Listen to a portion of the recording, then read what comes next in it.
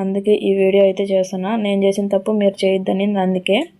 So ఇప్పుడు ఇవి నేను చూపించేటివి మొత్తము ఓన్లీ ఒక వారానికి మాకు మా పిల్లలకి కానీ మా ఇంట్లోకి కానీ సామాన్లు ఇవి తక్కువే. నేను చాలా వరకు తెచ్చినవన్నీ షూట్ చేయలేదు.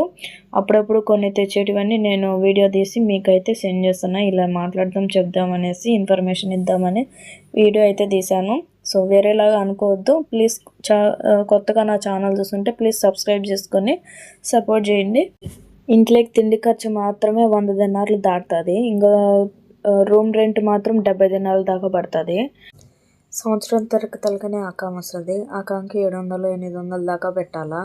ఈ అకామ్ మార్చుకుందాము పిల్లలకి నాకు మా పిల్లలకి మాత్రం మార్చుకుందాము అనేసి చూసుకున్నాడు అనమాట. కానీ గవర్నమెంట్ ఉంటుంది కదా, ఒకసారి ఉన్నట్టు ఒకసారి ఉండదు అనమాట. ఇంతకుముందు 800 పెట్టి డిగ్రీ సర్టిఫికేట్ కావాలని పెట్టినారు.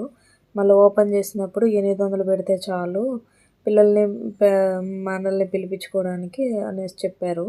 సో ఇప్పుడు కోవిడ్కి వచ్చిన తర్వాత 800 ఉంటేనే మేము ఉండేదానికైతే ఉంటుంది అనమాట. కోవిడ్లో రూల్స్ ఇప్పుడు 800 జీతం ఉండి నెల నెల అకామ ఇప్పుడు 800 శాలరీ వేసుకుంటూ తీసుకుంటే కంపెనీది చూసుకుంటుంది అంతా.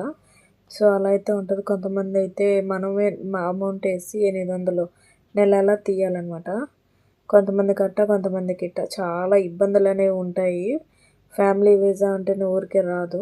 సో అందుకే చెప్పాను, ఎవరిని ఇబ్బంది పెట్టకుండా మనము ఇక్కడికి వచ్చినప్పుడు కంపెనీల ద్వారా లేదంటే కోవిడ్ ఉండలేకి ఇట్లా వాళ్ళ అకౌంట్తో మనం పని చేసుకుంటే అంత ఇంత మిగిలించుకొని ఇంటికైతే వెళ్తాము. అంతేనండి. ఇంతటితో బాయ్ బాయ్.